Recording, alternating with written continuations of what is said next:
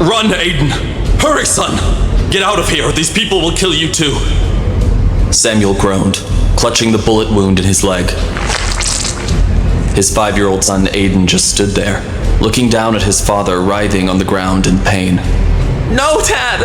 I'm not leaving you here! Samuel could see the men searching for them from where they were hiding. They had escaped into a dark alley, but it was only a matter of time before they were spotted. Come on, Tiger. Don't be stubborn. You've got a long life ahead of you. Don't waste it on a dying old man. Just go! Samuel slid a gold ring with a bright green gemstone off his finger and handed it to Aiden. Take good care of this for me, okay? Aiden nodded and squeezed the ring tightly in his small fist. Samuel pulled himself to his feet, gripped the trigger of his gun, and limped out into the street to face the men standing by his car.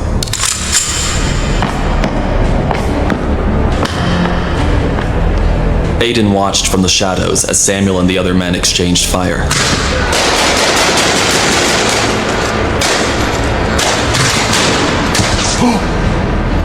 Aiden looked on in horror as bullets riddled his father's chest.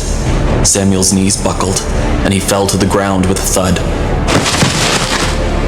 With his last breath, Samuel looked up at Aiden. Remember the face of the men who shot me, Tiger. Promise me you'll make those bastards pay. Dad! Aiden shouted. Suddenly, Aiden woke up in his bed, drenched in sweat. He looked down at the ring on his finger and sighed. Ugh, not again. Every night for the past 18 years, he had this same exact dream. A dream so real it felt like a memory. This is getting to be a real pain in the ass, Aiden groaned. He pulled back the blankets, got out of bed, and dragged himself to the bathroom to get ready for work. He hated waking up like this, but he hated his job even more. Aiden was an orphan. Both of his parents died when he was young, so once he turned 18, he was on his own. His job as a delivery driver barely covered his bills, but he had no choice but to support himself, and he didn't know any other way to make money. His life felt like an endless grind. There was only one thing that brought him happiness, and that was his girlfriend, Vanessa.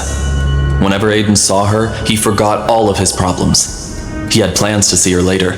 It was her birthday today, making it even more special. That thought was enough to keep a smile on Aiden's face throughout the entire boring day of deliveries. After work, Aiden stopped by a bakery to get Vanessa a birthday cake. How much is this one? Aiden asked the shopkeeper, pointing at a large tiered cake with white frosting. The shopkeeper looked Aiden up and down suspiciously. $50. That's way too expensive, Aiden thought. He pointed at a cupcake-sized version of the same cake. Okay, how about the small one? The shopkeeper smirked. You mean the cupcake? It's $5. Aiden breathed a sigh of relief. I'll take it. Vanessa will understand, he told himself. If we're going to get our own place and move in together someday, we'll need to save every penny. When Aiden reached Vanessa's apartment, he saw colorful lights and heard loud music coming from inside. He rushed up the stairs and rang the bell. A few moments later, Vanessa answered the door in a sexy and obviously expensive new dress. Aiden was shocked to see that Vanessa's apartment was festively decorated and packed wall to wall with guests. The table was overflowing with drinks, snacks, and an enormous chocolate cake. Aiden was too stunned to speak. He suddenly realized that everyone in the room was staring at him. He remembered the cupcake he was holding and offered it to her. Hi, Vanessa. Happy birthday. I didn't know you were having a party tonight. Aiden recognized a guy named Derek walking over to them. Why'd you order a cupcake? He asked Vanessa, interrupting them. I already bought you a real cake. How much do we owe you, bud? Derek asked Aiden dismissively, pulling a wallet out of the pocket of his expensive suit. Don't be silly, Derek. Vanessa giggled. This is Aiden. You recognize him, don't you? Aiden's fingers curled into fists. He knew precisely who Derek was. a spoiled rich kid who was always hovering around his girlfriend. "You're dating a delivery boy?" gasped one of Vanessa's friends, a tall blonde girl named Tracy. "Wow, Vanessa, you've really lowered your standards, haven't you?" Aiden's face turned bright red as the room erupted in laughter. "You think that I've lowered my standards, but you're wrong," Vanessa told Tracy. "My standards have actually gotten much, much higher." "Is she talking about me?" Aiden wondered. For a moment, he thought that Vanessa was defending him. Then he saw her reach for Derek's hand. "That's why I'm breaking up with you, Aiden. Derek and I are together now. This is my new standard. I hope you all approve." Aiden's heart sank, while everyone else in the room laughed and cheered wildly. "Why be with someone who can only afford to buy you a cupcake when I can buy you the whole bakery?" Derek sneered. Then he leaned in and kissed Vanessa's lips. Aiden couldn't stand by and take the abuse any longer. "Shut up, you bastard!" He threw the cupcake he was holding at Derek's head, then lunged at him and punched him in the face. There was a loud crack as Aiden's fist connected with Derek's nose. Derek looked down in shock as blood spattered onto his expensive suit. "You're gonna regret that," he growled. He took a swing at Aiden, but Aiden easily dodged the blow, landing a kick to Derek's stomach.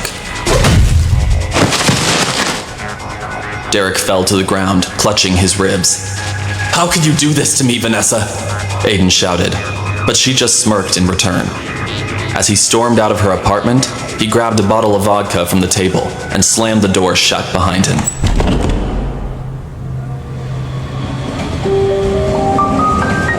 Aiden wandered around for a while, without knowing where he was going.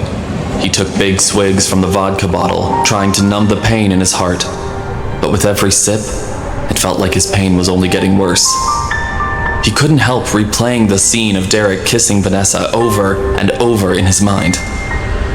Vanessa was the only good thing in my life, and now she's gone. Aiden had no idea where he was, so he sat down on the steps of a fancy hotel and gulped down the last sip of vodka. He tossed the empty bottle into the street and watched the glass shatter into a million pieces. "I just want this night to be over," he told himself. He was feeling dizzy and tired, so he lay down on the hotel steps, and in less than a minute, he was fast asleep. A few minutes later, an expensive black car with tinted windows drove up in front of the hotel. "Looks like it's our lucky night. Time to teach my sister a lesson. Grab him, boys," said the driver, a gangster named Shane Stone. 4 of Shane's men jumped out of the car. They picked Aiden up as if he weighed no more than a pillow. "Where are we taking him?" asked one of the men. "Bring him up to room 409. Take off his clothes and put him in bed next to my sister," Shane commanded. "Yes, boss," a burly man replied. "And hurry up. We have to get him into her bed before the drugs wear off and she wakes up. We might not get another chance like this one." Shane's men picked up Aiden and carried him straight up to room 409. Once Aiden's clothes were removed, they laid him on the bed gently next to Shane's sister, Ava, who was already lying there fast asleep. The next morning, Aiden was woken up by a hard slap across his face. "Who are you? And how did you get into my room? What have you done to me?" Aiden was shocked to see that he was lying in bed next to a girl he didn't recognize. To make matters worse, they were both completely naked. I have no idea," he started to explain, the blood rushing to his face. But before he could say anything more, the door to Ava's room burst open and Shane came rushing in with his men. "Shame on you, Ava. I always knew that you were a slut, but Grandpa wouldn't believe me. Now I finally have proof." Why did Shane put Aiden in Ava's bed? What will the fallout be when people think Ava and Aiden slept together?